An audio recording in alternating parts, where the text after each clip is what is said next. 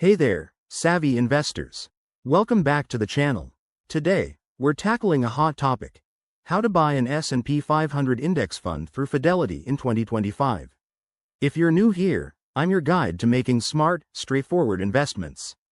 The S&P 500 is a basket of 500 of the biggest US companies, like Apple and Amazon, and it's a fantastic way to dip your toes into the stock market with built-in diversification. Plus, with Fidelity's user-friendly platform, it's easier than ever to get started. First things first, why Fidelity?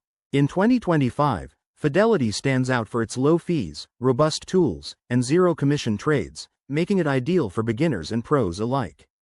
Before we dive in, remember that investing involves risks, so always do your research and consider consulting a financial advisor. Step 1. Open a Fidelity account. Head to the Fidelity website or download their app. You'll need to provide basic info like your name, email, and social security number for verification. If you're under 18, you might need a custodial account. Check the details on their site. Step 2. Fund your account. Once you're signed up, link your bank account or transfer money directly.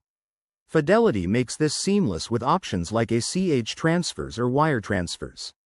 Aim to start with what you can afford, even if it's just $100 to begin building your portfolio. Step 3. Search for the S&P 500 Index Fund. In your Fidelity dashboard, use the search bar to find funds like the Fidelity 500 Index Fund, ticker FXAIX.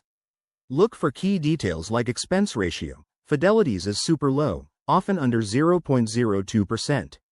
Step 4. Buy the fund. Decide how much to invest, then hit buy. You can set up one-time purchases or automate contributions for consistency. In 2025, Fidelity's platform might have enhanced features like AI-driven insights, so keep an eye out for those. A few quick tips. Always monitor your investments periodically, but avoid knee-jerk reactions to market dips.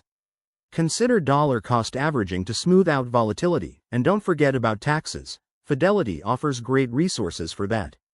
Investing in an S&P 500 fund has historically delivered solid long-term returns, around 10% annually on average, but past performance isn't a guarantee. There you have it, folks. By following these steps, you'll be on your way to building wealth with the S&P 500 through Fidelity.